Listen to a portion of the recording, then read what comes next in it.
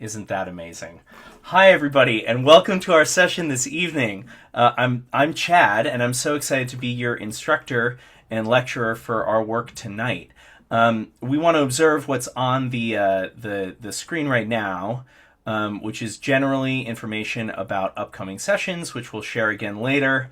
And then I also have like a little bit in a moment that I'm going to share about how you might get the most out of this in our future sessions. In fact, can we stop sharing for a moment just so that I can talk directly to the people? Awesome. Hi, everybody. My name's Chad. I sing in a quartet called Daily Special, and I'm a co-director of Voices United, which is a BHS chorus here in the NED. And some folks might not know that by day, I am an elementary school music teacher. And so I teach kids as young as 3 and 4 years old up through 4th grade. And to me, as a director and as a musician, that feels like a superpower because it is my job during the day to help people build on the roots of musicianship. And that's singing skills, that's instrumental skills, that's ear skills, and yes, music reading skills, which we're going to be building today. The caveat that goes with that, and I hope that y'all are willing to play with me on this, is that I will admit some of the materials that I've chosen are things that are directly pulled from my elementary music classroom. And so if you're like, Chad, this is clearly written for 2nd graders. Yes, that's right. And also, I hope that you will laugh along with me and enjoy those materials because I've chosen them for really specific teacher type of reasons, and those just happen to be the things that I have access to.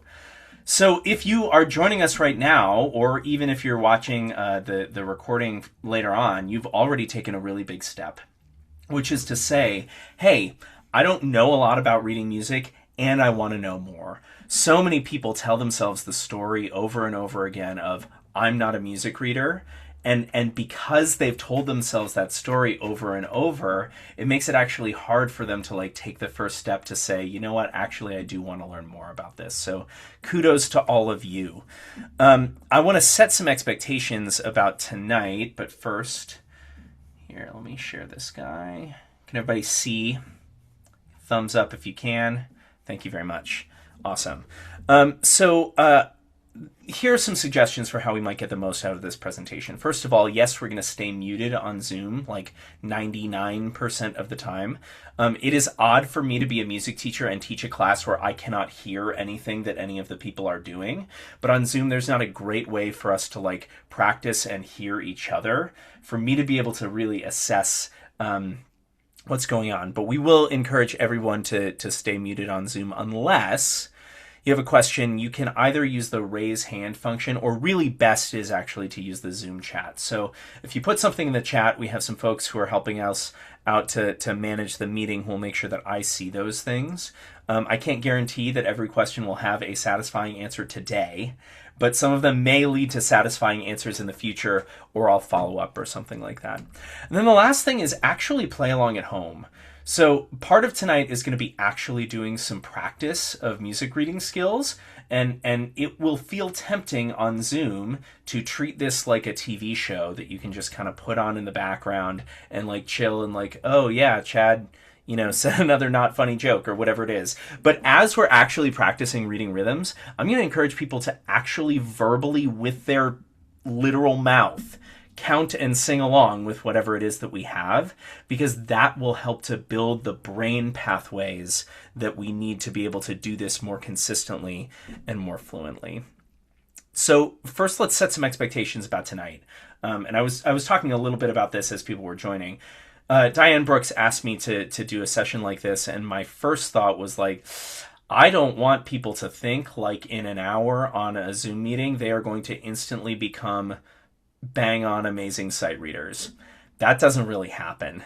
In the same way that if I said, hey, come and learn French for an hour, you might come away having learned a few key phrases or even some important vocabulary, but you wouldn't expect to be able to go into a French cafe and fully order in French, right? Tonight, what we're going to be doing is we're going to be setting some foundation and building some skills in a system that we use for reading rhythms that you'll be able to apply, yes, to some of the simpler stuff we're doing tonight, but also to more complex stuff that we're getting to later in this series in the coming weeks and in the coming months.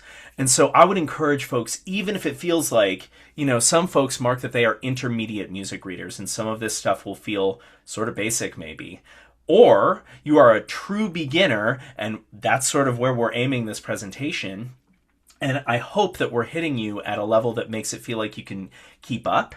And if it feels like this is moving too fast, that's part of why we have this recorded. And I'm going to be sending out all kinds of practice and review materials after this meeting for folks to be able to catch up. And we're going to have folks available for questions if you think of them in the coming days and weeks. And so that's our plan here tonight. Today we will develop some common language around how we talk about rhythm and meter in music. We will label and decode musical symbols. Decode is like the teacher speak that we use for like when you see a thing and decide that it means something in your brain. We're going to label and decode some of the musical symbols that we see as we're reading rhythms. And yeah, we're going to share some practice tools and next steps. I'm going to follow up with everybody via email with a Google Drive folder that has all kinds of stuff that I've put together for folks to continue their learning. And basically, we're laying the groundwork for what we call count singing, which is the system that I'm encouraging us to use as we go on our rhythm reading journey. Count singing. So I actually do want to engage with folks as we start out. This is a chat waterfall. This is one of those things that we learned when absolutely everything was on Zoom. Here's how it works. We pose this question: why do you want to learn more about reading music? And the question is not what, the question is why. Like, why is this going to make you feel better or more skilled or successful as a musician? What is this going to do for your life? And what you do is you open up your Zoom chat and you type something, and then you don't press enter until we all press enter at the same time, and then take some time to read each other's responses. That way, we hear from a lot of people, but it's not like one person is driving the conversation or one person is like influencing other people's answers because they went in first, right? So I want to give us like a good actual 30 seconds for folks to think about this and type a response. Don't press enter yet.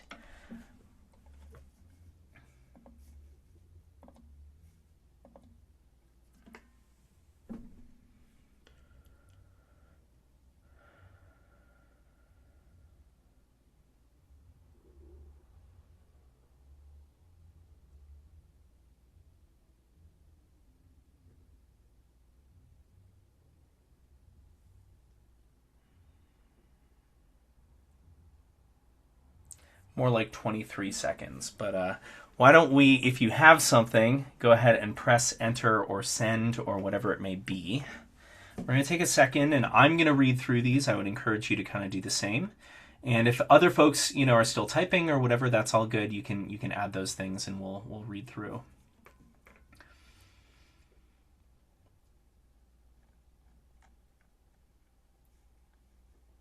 Less time worrying about if I'm doing it right and making better music, yeah. Relying less on learning tracks. Helping others in chorus sectionals, absolutely. To be able to do it faster and more accurately, yeah. Absolutely.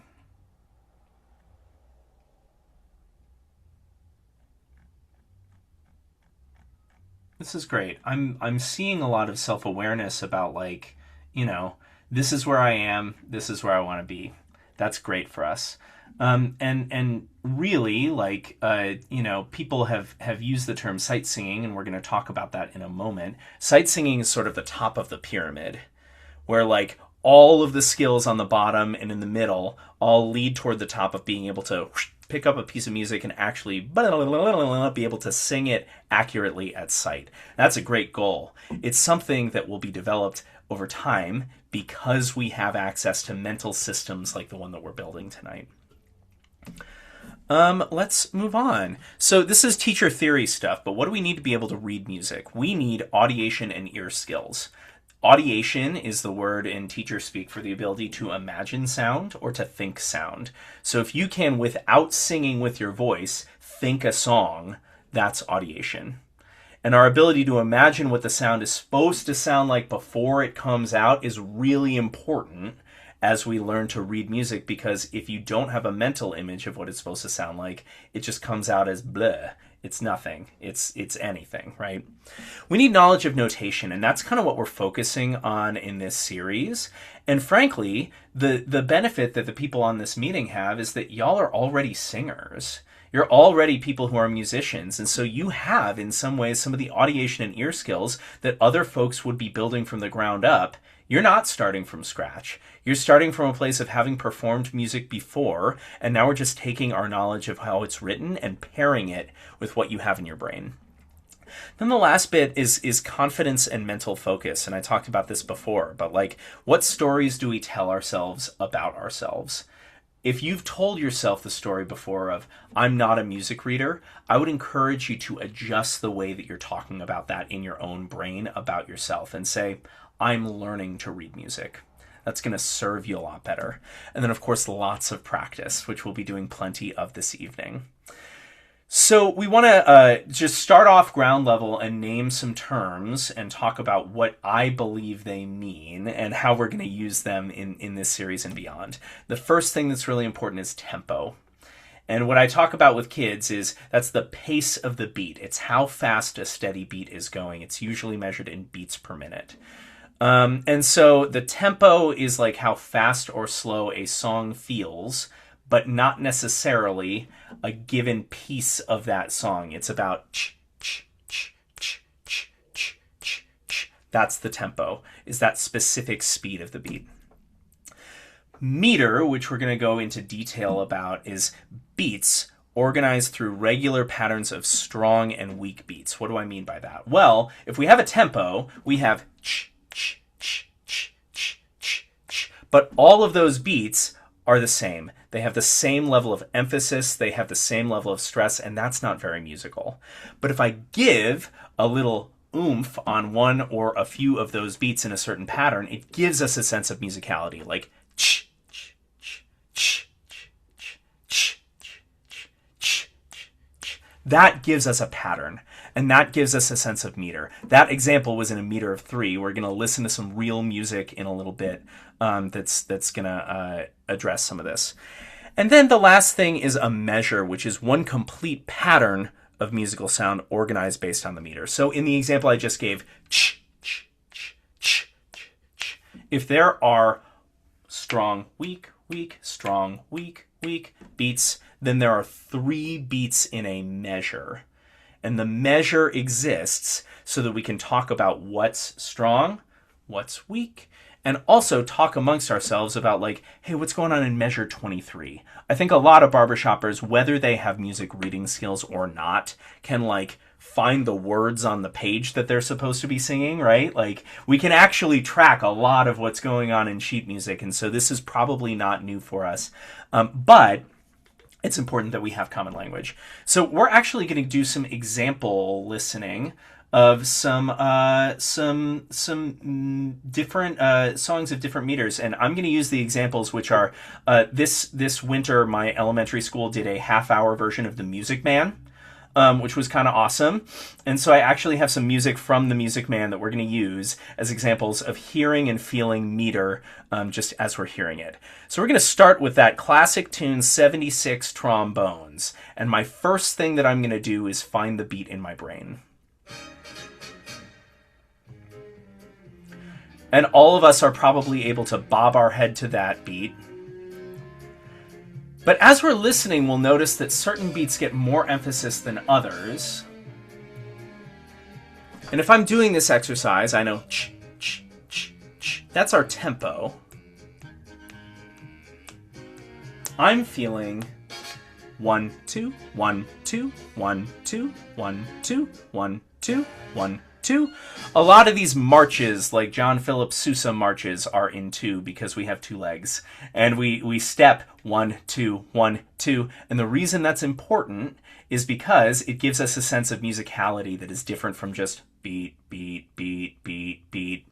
Here's an example that's in 3, and we can feel this together. This is Good Night, My Someone.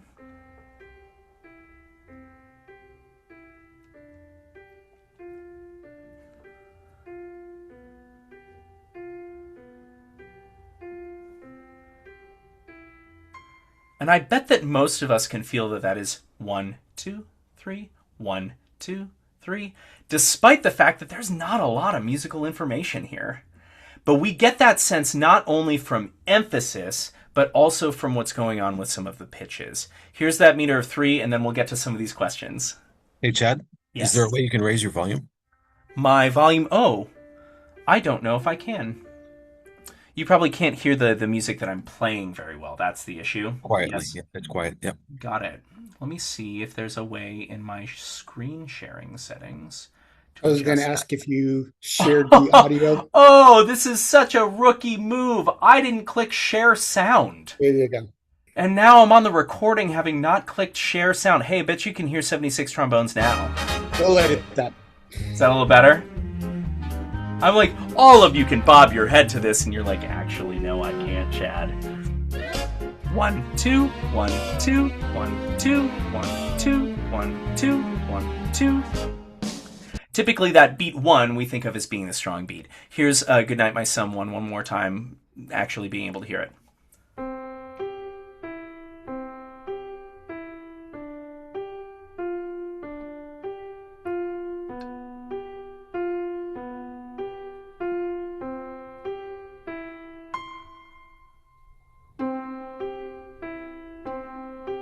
There's actually an extra little thing on beat 1, which is bloom, like a string hit or something like that, that gives us the clue that's the strong beat. Here's a piece that's in 4. This is the Wells Fargo wagon. 1, 2, 3, 4. 1, 2, 3, 4. 1, 2, 3, 4. 2 and 4 get confused for each other a lot because 2 plus 2, in fact, it does equal 4. But one clue that we have in the Wells Fargo wagon is that the bass line is giving us boom, boom, boom, boom, boom, boom, boom, boom. It's a pattern of 4 beats, and it's unmistakably in 4. This is all important because when we're count singing, we need to know where 1 is. And when we're performing, we need to know where 1 is. It's a thing that we can see when our conductor goes down on 1, but it's also a thing that helps us get a sense of pattern and of musicality. So when we write meter, musicians have found basically the most confusing way possible to do it. And that's using what we call a time signature. A time signature is these 2 numbers that are at the beginning of any piece of music. And the top number shows us how many beats are in a measure. And the bottom is so completely confusing. And it's the type of note that equals 1 beat. Sometimes. The good news is that when we're singing barbershop, almost all the time that bottom number is a 4 and a quarter note equals 1 beat. What's a quarter note, you say? Give me 4 slides. I'll catch you there, okay? But that top number is really important to us. So this is a round that we're singing in 3rd grade, I think.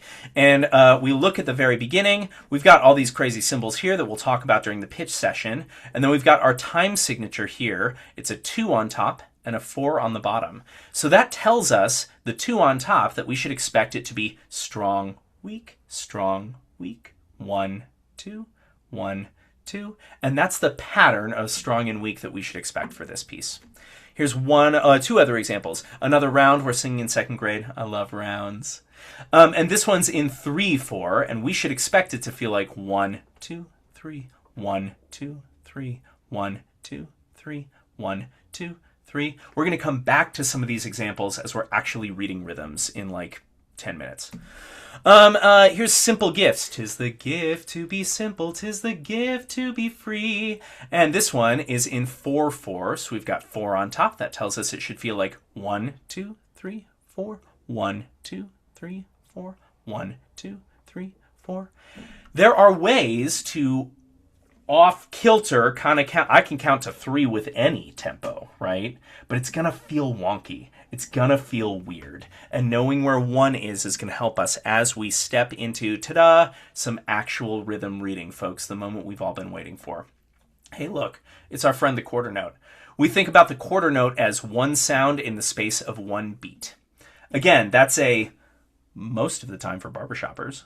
And if we got to like higher levels of advanced stuff where we're seeing stuff that barbershoppers don't see as often, we might talk more about those caveats. But for our purposes, the quarter note is 1 sound in the space of 1 beat. We've got eighth notes, and there are actually two of them, and they're best buddies. In fact, they're holding hands. Aw, isn't that so sweet? And the two eighth notes have this beam across the top to show us that they are two sounds that belong in the space of one beat. And so one quarter note and two paired eighth notes that are joined like this take up the same amount of musical time. And then we've got our quarter rest. That's planned silence in the space of one beat. All three of these symbols take up the same amount of musical time, but they represent different things going on. The first one, the quarter note, is one sound. The second one, the paired eighth notes, is two sounds in the space of one beat. And that quarter rest is planned silence that is exactly the same length as a quarter note. So let's get into some count singing, people. This is it. This is it. We're going to be counting just like this guy. Let me reshare here so that you can see my flashcards. Oh, this is what I love. Okay. So when we're count singing, we're talking about applying numbers to some stuff that we are reading in music. Here we go. We got some flashcards. We got 4 quarter notes on top, a measure line, and then we've got 8 eighth notes on the bottom, and then another measure line, sometimes called a bar line, right? If we're count singing these, this is what it's going to sound like. It's going to sound like... Oh, okay. There we go. If I'm counting this first measure, it's just going to sound like 1, 2, 3, 4. Say it with me and connect the sound of those numbers. Ready? And 1, 2, 3, 4. It's really important when we're count singing that we connect the sound so that when we transfer it to singing, it works. And we're not like singing everything super separated when we're count singing, and then all of a sudden we have to make it sound musical when we're singing our chorus or quartet, right? If we're looking at our eighth notes, since there are 2 eighth notes in the space of one beat of time, we've got 1 and 2 and 3 and 4 and. Say it with me. 1 and 2 and 3 and 4 and. So if we were to do them in a row, we wouldn't stop at the bar line. That just marks, okay, that's one full pattern of 4 beats, because we've got our 4/4 time signature here. And if we did both in a row, it would sound like 1, 2, 3, 4, 1 and 2 and 3 and 4 and. That's where we are so far. Let's mix and match, people. Okay, where am I? Yeah, okay. So we're mixing and matching now. We've got some eighth notes and some quarter notes in the same measure. Remember that whatever starts the measure, whether it is a quarter note or an eighth note or whatever, we're going to call that 1. And then if there's a paired eighth note attached to it, that's its and. So the first note is 1, and then the second note is and. And then the third note is 2, because it's on beat number 2. And the fourth note is and. So if I were to count sing this first measure, it would sound like 1 and 2 and 3, 4. Those 2 quarter notes only get the number and no and because it's just one sound in the space of that one beat. Let's look at the next example, and then we'll actually put the counts up here. This second measure on this screen, it's going to sound like 1, 2, and 3, and 4. Can you say these with me? Ready, go. 1 and 2 and 3, 4. 1, 2 and 3 and 4. That's what we're doing. And hey, look, if I take them away, I bet you can do it still. Ready, go.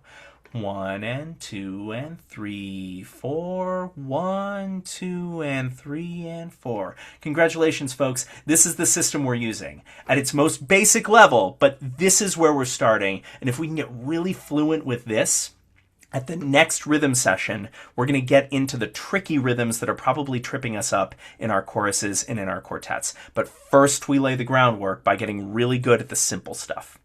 Do this one with me. Ready, go. 1 and 2, 3 and 4. 1, 2 and 3, 4 and. Oh yeah, baby. This is... Look, folks, you are rocketing through the elementary music curriculum, and it's only 7:24, okay? This is why working with adult musicians is awesome, because you can do this really quickly. Uh-oh, it's our good buddy, the quarter rest. And the key here is that we don't say the 3 out loud, but we do say it in our heads. We have to audiate that 3 so that we don't jump into the 4th beat early. right? If these were 4/4 notes, I would say 1, 2, 3, 4. But since this third beat is a rest, I'm going to say 1, 2, 4. And your chorus directors will be really happy if the sound of beat 2 goes all the way to the start of beat 3. Like 1, 2, 4. If it didn't, it would sound like 1, 2, 4. And then we would lose some lock and ring on beat 2 while we're singing our barbershop chords. The second measure here, we can do it together. Ready, go. 1, 2, 3. Isn't that lovely? We end on a rest. Take a look. We're mixing and matching. Again, rocketing through the curriculum, people. So, analyzing ahead of time, we've got 1. We're not going to say an and here because there's not a second eighth note. We're not going to say the number 2, but we are going to think it so that there's space in time for that specific length of rest. 3 and 4. Say this measure with me. Ready, go. 1, 2, 3, and 4. When we're doing this at school, we actually say shh for the rest to give us an actual thing, so we're not skipping the rest, we're giving it its due. That's planned silence. It's a rhythmic event. Here's measure 2. Say measure 2 with me. Ready, go. 1, 2, and 4. Oh, yeah. Let's do just one more here, and then we're going to jump back and look at some new symbols. Here we go. Ready, go.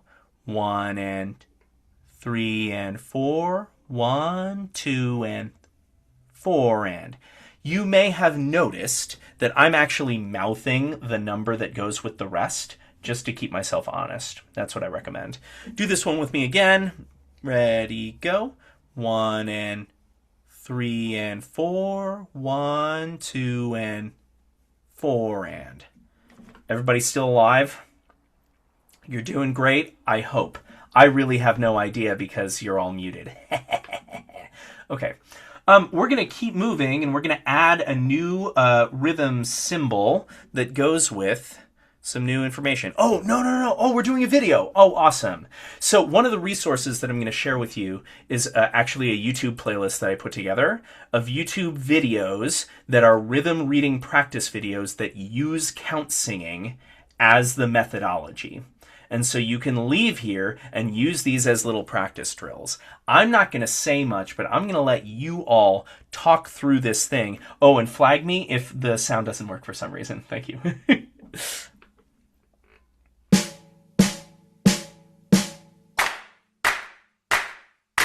They say clap it back. Let's count it. You can clap if you want. You know, your mileage may vary.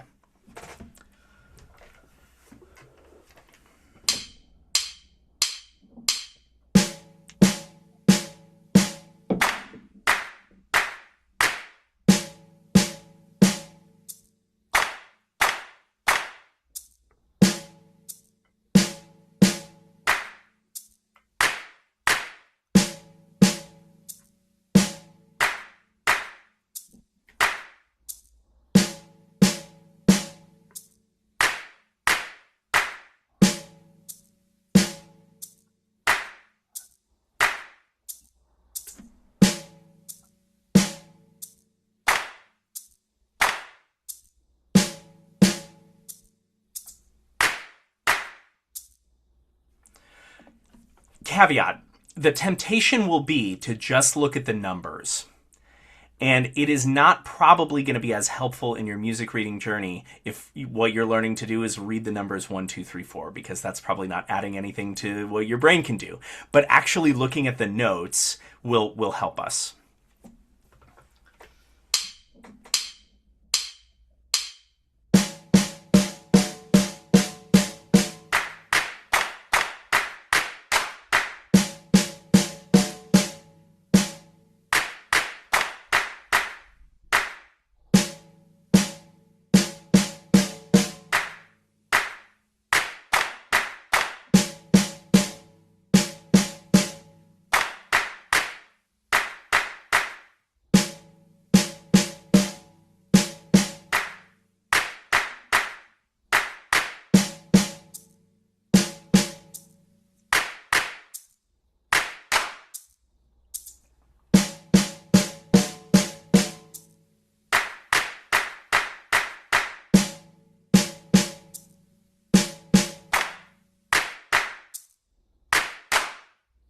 I want to actually address Gail's comment because I think it's smart.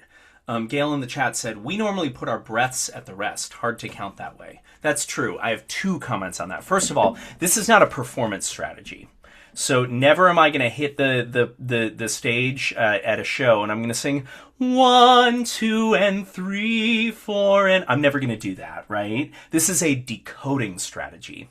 And so this is for when you're at home practicing your music and there's a rhythm that is tricky and you're like, okay, I got to pull this apart and figure it out. The other thing that I'll say is that it is possible to think the number 3 while breathing. And so you won't actually say the number of the rest out loud anyway, because that's not sound that we plan to make at that time. Those are my 2 responses. I hope that's satisfying, Gail. Cool. I see her nodding. Okay.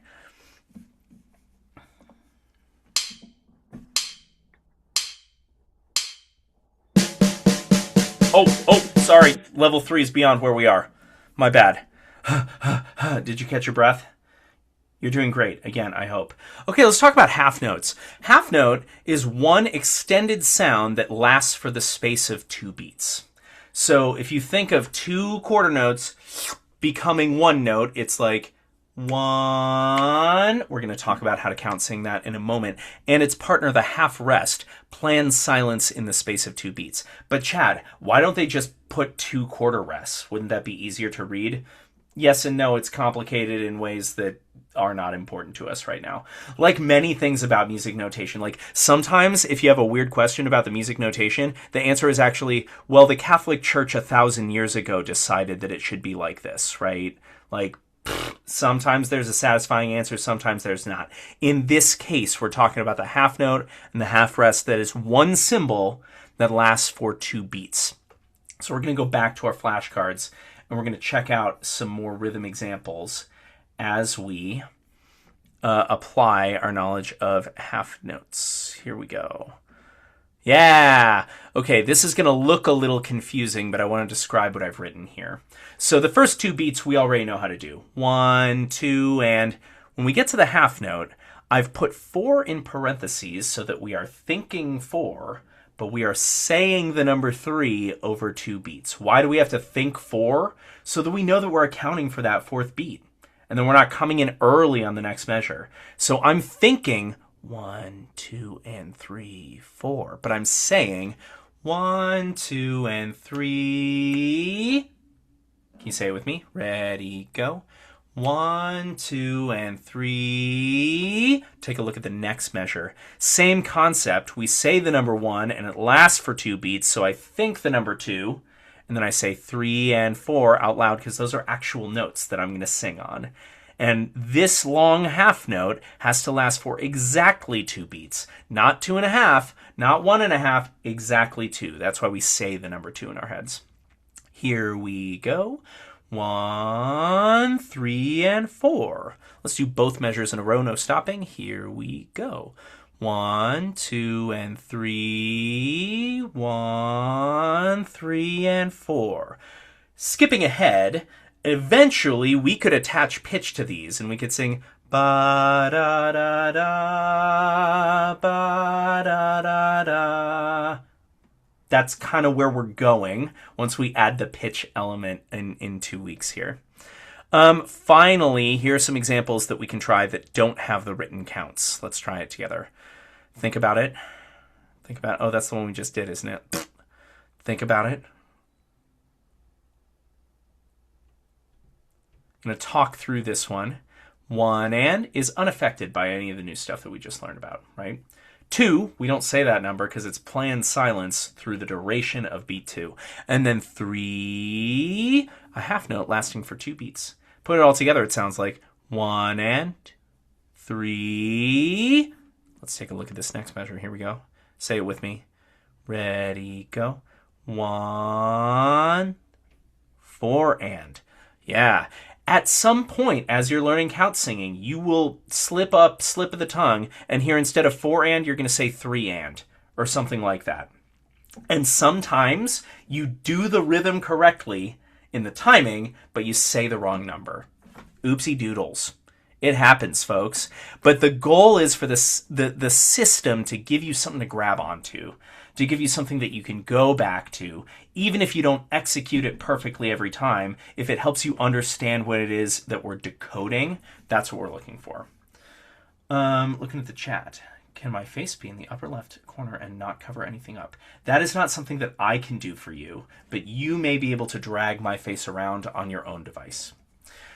So here we go. Let's look at where we're going next. These are some examples that we looked at previously.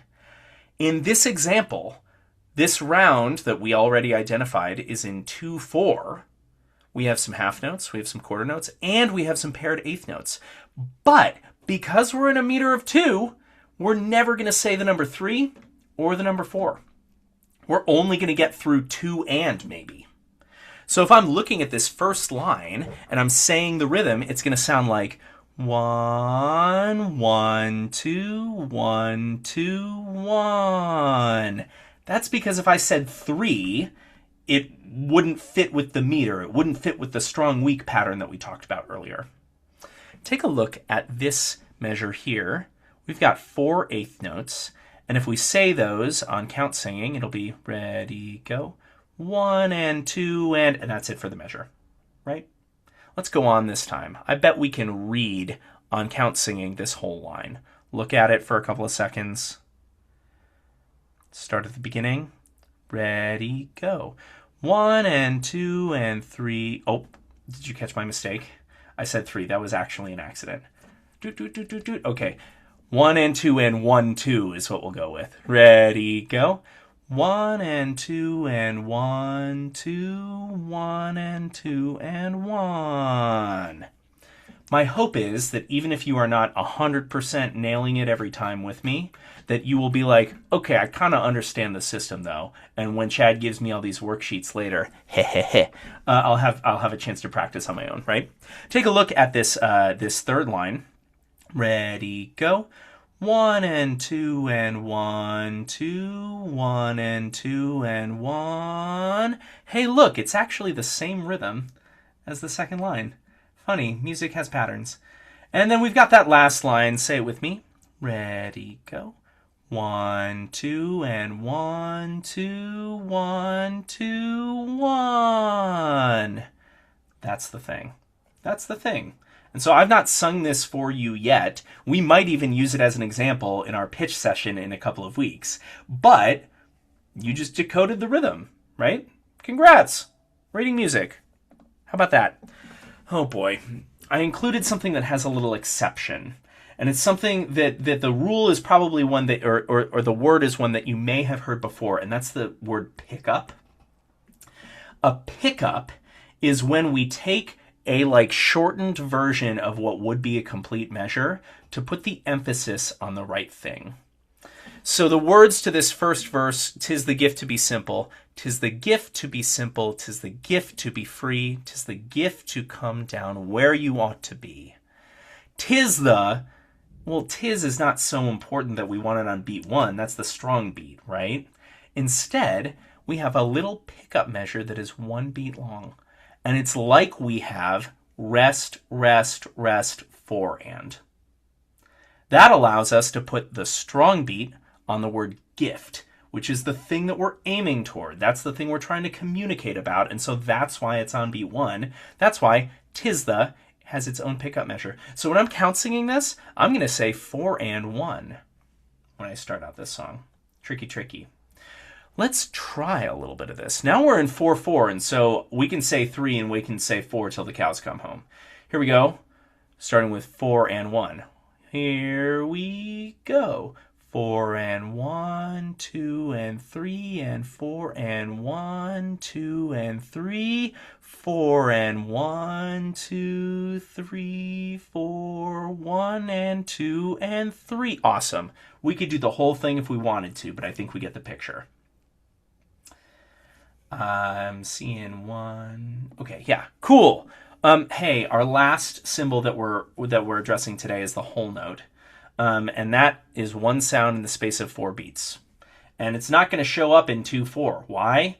Because 4 beats don't fit in a 2-beat measure. There's not enough space in there. What about in a meter of 3? No, we won't see a whole note in that situation. But in a meter of 4, where there are 4 possible beats in a measure, we could fill those 4 beats with just one sound. It would sound like la. And that happens all the time, and we're going to look at some examples.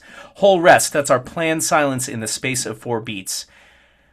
This is a helpful little image. So if we start out with the whole note, and that's just the whole note, to divide it into 2, we add a stem. We do a thing to it to divide it into 2, and now we've got 2 half notes. Then if we fill in the little bubble, it becomes a quarter note. And then if we add a little flag, which when they're next to each other and they're holding hands and isn't that so sweet that they're in the same beat, then we end up with eighth notes. Here's an example that that I use with second graders for us to like actually do some legit rhythm reading. And this one is called April Showers. It is 18 measures long. And take a look. We've got a whole rest at the very beginning of the song. We're not going to see this much in barbershop, but in this case, this is just the vocal line, and in those 4 beats, there's like a little instrumental thing that goes or whatever, and it's 4 beats long, and so we've got a whole rest. It looks like a hole in the ground. The half rest looks like a hat on your head. It'll make sense when we go back through the slides. Okay. This first phrase, April flowers lined up in a row. Let's sing it together, starting on beat 1 of this measure. Here we go. Ready, and 1, 2, 3, 4, 1 and 2 and 3, 4. Yeah. Now that we know what the rhythm is like, we could probably even just say it on words. Speak the words in rhythm. Ready, go. April flowers lined up in a row. Rest. How'd we do? We alive? We're good to go? Cool. And the same dang thing happens like 3 more times. 1, 2, 3, 4, 1 and 2 and 3, rest. 1, 2, 3, 4, 1 and 2 and 3, rest. 1, 2, 3, 4, 1 and 2 and 3, rest. Wow, isn't music amazing? Patterns repeat. In the B section, the next section of the song, we've got actually a kind of a nice example that illustrates the difference between when we count a half note and when we count a quarter note followed by a quarter rest. So this phrase sounds like 1, 2, 3, 1, 2, 3. But wait a minute, Chad, you said the same numbers. You just said 1, 2, 3. But in one case, I extended beat 3 all the way until the next beat. And in the other case, we planned our silence to be on that second beat of that half note. 1, 2, 3, 1, 2, 3. 1, 2, 3, 4, 1, 2, 3. Instrumental for 4 beats. And then we've got our same pattern. April flowers lined up in a row. Rest. April showers make the flowers grow. That's a real example. In a minute, we're going to see some real barbershop music, I promise. We're going to graduate from the elementary stuff. But I want to show something that is like, okay, this uses only what we know how to read at this stage. Hey, look, it's a barbershop tag. And it's one that we mostly read in rhythm, that we mostly sing in rhythm. It's got only quarter notes, eighth notes, and the tenor part. Oh, well, everybody gets some whole notes at some point. So look at this first measure. There's a lot of crazy stuff going on with pitch symbols and stuff like that, but the shape of the note tells us that the rhythm is just 1, 2, 3, 4. How about that? And then the same thing in the second measure, 1, 2, 3, 4. And that's true for any of the parts. That's true for any of the parts, the tenor, the lead, the baritone, the bass, anybody, no matter what notes you're following horizontally, they're all the same rhythm. So the first 2 measures sound like 1, 2, 3, 4, 1, 2, 3, 4, or don't be blue when raindrops, comma, and then we break the pattern. The top part here is our tenor part, and it's got a whole note, and we haven't talked about ties yet. But the tie extends something beyond its regular value. And we've got 1, 2, 3, 4 whole notes where that tenor is holding the same pitch. That's going to be 4 times 4, 16 beats long that tenor is holding. Long, or whatever. These other parts are singing eighth notes. 1 and 2 and 3 and 4 and 1 and 2 and 3 and 4 and then we go back to quarter notes. 1, 2, 3, 4, 1. That's Don't Be Blue When Raindrops Come Along. Here's maybe a more interesting example. How many people have sung this tag before? Give a thumbs up if you've sung Mickey Mouse before. I love this tag, and it's a great example because at different points, different parts need to do different things rhythmically. So if I'm following the tenor line, it's all of the notes on the top staff, the top of these two collections of notes, the top ones here, and it's the ones with the stems pointing up. That's my tenor part. Let's count sing the tenor part. Ready, go. 1, 2, 3, 1, 2, 3, 1, 2, 3, and 4, 1, 3. But Chad, didn't you say that a tie extends the duration of the note? Well, guys, unfortunately, the people who created the rules for reading music made something really confusing, which is a tie connects two notes of the same pitch and just extends it. And this is what we call a slur. And the slur connects two notes that are different pitches. So if I'm a tenor, I sing 1, 3, or E. That's the idea. Take a look at the lead part. The lead part has all the stems pointing downwards. Say it with me. Ready, go. 1, 2, 3, 1, 2, 3, 1, 2, 3, 4, 1. How about that? And while the tenor is moving on beat 3, the lead extends because that whole note is the same sound extended over 4 beats. Now here's where it gets interesting. That bass part, everything on the bottom, the very bottom with the stems pointing down, there are some eighth notes in here that have to line up with what the tenor's eighth notes up here are doing. And so if I'm a bass, I'm saying 1, 2, 3, 1, 2, 3, 1 and 2 and 3 and 4 and 1 and 2 and 3. Why is that important? Because I know that on beat 3, the tenor and the bass move together. And now that I can count sing both of those parts, I'm aware of the fact by looking at the sheet music, which you might not clock if you're only listening to learning tracks, that those things need to move together and exactly on the 3 and of that measure. The prestige. This is what we're working towards, folks. I want to give another example, which is actually from the free and easy section of the BHS website. I had to work really hard to find one that only used rhythms that we know. But here it is. Let's look at just the intro. We're in a meter of 3, which means that we're going to be counting to 3 quite a bit, and we're never going to say the number 4, because there are only 3 beats in a measure, and once we're done with beat 3, we go back to a new beat 1. Let's count sing the tenor part. We're all tenors right now. Ready, here we go. 1, 3, 1, 3, 1, 2, 1, 3, and 1, 2, 3, 1, 3, 1, 3, 1. If that was a little quick, that just means that probably what I would do if I was learning this thing, I would write in the counts.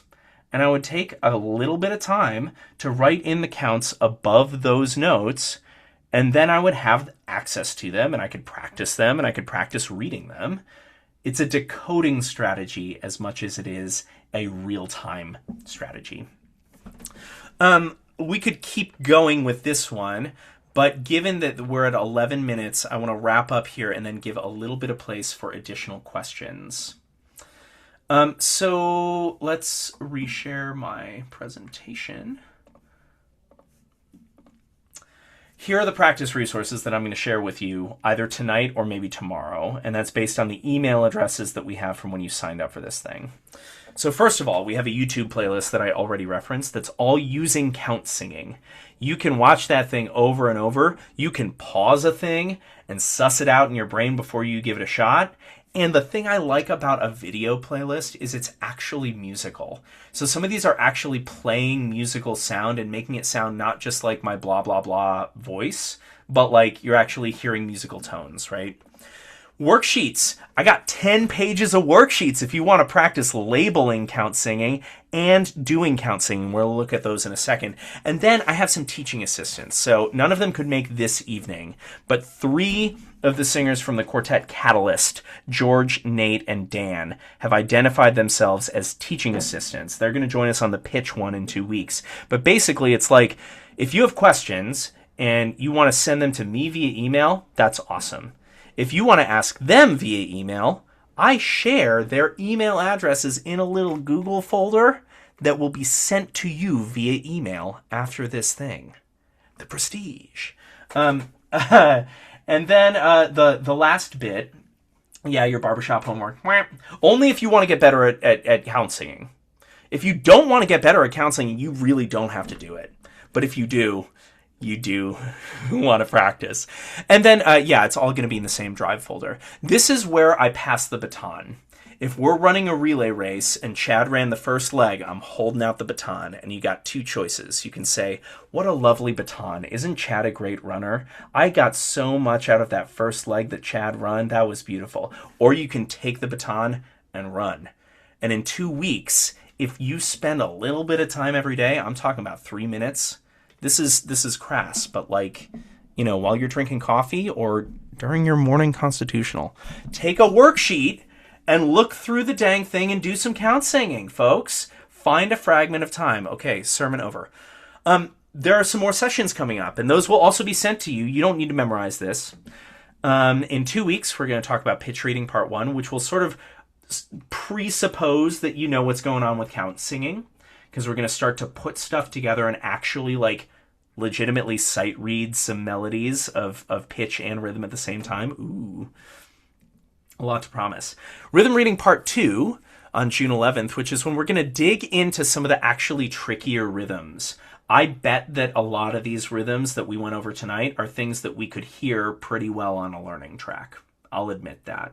And also, learning how to count sync the simple stuff will give us the skill we need to decode the more challenging stuff. When it's like, wait, I got all the rhythms in this song except for measures 23 and 24. And then you sit down with measures 23 and 24, and you write out the counts, and you practice the count singing, and we'll talk about it later. And then pitch reading part 2. There may be an additional session. I don't know. I haven't written the curriculum for this stuff yet. But there may be a put it all together kind of other stuff. And I'll throw out there that Diane is really excited about the possibility of someday, somewhere, having some in-person practice sessions, whether led by me or one of our teaching assistants or one of the other really qualified people in our district to help people with count singing and with the pitch system that we're going to focus on in 2 weeks. So folks, that is the end of our programming, and I want to stop sharing my screen, and I want to see if there are questions. This is a no silly questions zone, and so you can put those in the chat for me, or you can send them privately, or whatever makes sense to you.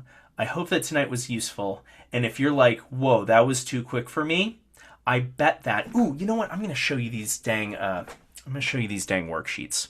Sorry to interrupt myself. So this is the Google Drive folder that I'm going to show to you, or I'm going to share with you. Take a look. We've got TA contact info. If I open that up, hey, look, it's email addresses for our 3 teaching assistants. If I open YouTube playlists, and we're going to add to this once I've built the other YouTube playlists, this is a playlist of all these count singing videos. In fact, the first video in this playlist is like a 17-minute, much funnier version of what we've done here tonight. If you want a refresher, we've got the musical examples, both April Showers and A Place on the Risers that we talked about tonight. And the piece de resistance, we got the flashcards that we worked with. Those are these guys. And we've got some worksheets that are this is just quarter notes and rests, folks. And you could probably blow through this in a couple of minutes, or you can write stuff in and take your time. It is really up to you. But they're sort of introducing slowly all these different rhythm values that we worked on today. If you want to make it more interesting, grab a drum or an instrument or something else that is not just your stupid voice saying 1, 2, and 3, and 4, and. That could be fun. And then the other thing is that I did include an answer key. an answer key only helps you with, did I label this correctly, right? But I wrote in the counts for these worksheets, and my handwriting gets progressively worse over the course of the worksheets because my hands started to get tired. But that's an opportunity. If you look at one of these measures and you're like, wait, I forget how half notes work, how I label those, go to the answer key, zoom in there. That's what we've got for you. Anyway, now I can take some of these questions, and I see there are 3 things in the chat. Thank you so much. Love homework. Thank you, Chad. Ready to count, sing, slowpoke? Good luck, brother. Whether we can upload some kind of video of us showing our proof that we mastered part 1. This is where the adult education piece comes in. If I were working with kids, I would make you do it in front of me. If you have in your heart the desire that you listed, you remember our chat waterfall at the beginning of the session, where we were like, why do you want to learn to read music? Think back to that one. That one's probably motivating you to like actually do the dang thing. So I'm not grading homework, but I am going to encourage people, you know, do the dang thing. Seems really basic. What date was the last class? Great question, Scott. The last class is the pitch reading part 2 is June 25th at 7 p.m. Again, these are all going to be recorded and uploaded. And my hope actually is that this reading music for NED folder can build over time with the resources that I'm developing. It will also have our slides eventually, and hopefully have recordings of these meetings if you are not able to make one or more of them so that you can catch up. The idea being that we just have this like Kapow Google Drive link that we can send to folks, which is, if you want to work on these skills, here are the tools. It's not the same as automatically being able to do it, but it is the tools that you can like scaffold and build onto. That's the idea.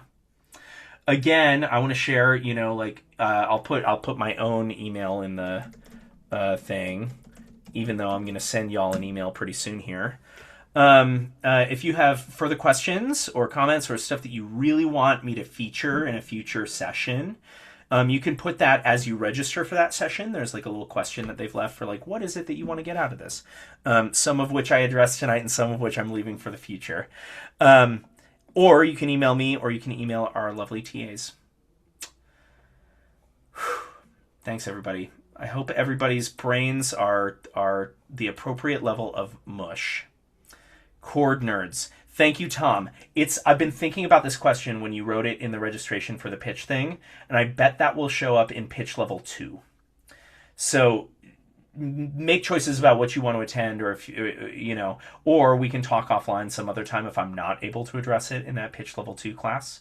But I agree, talking about what chords are and how different notes function in a chord, really important to barbershoppers, and presupposes a lot of stuff that we're going to need to cover before we get there, if that makes sense. Thanks, everybody. It makes my heart so happy to have so many people putting themselves out there and wanting to learn more about reading music, because you can do it. It is not reserved for special people. It is not reserved for a special kind of person with talent or a fancy degree. You can do it. Absolutely. Much love. Amazing. May your Love days you. be merry. Thank Thanks. you.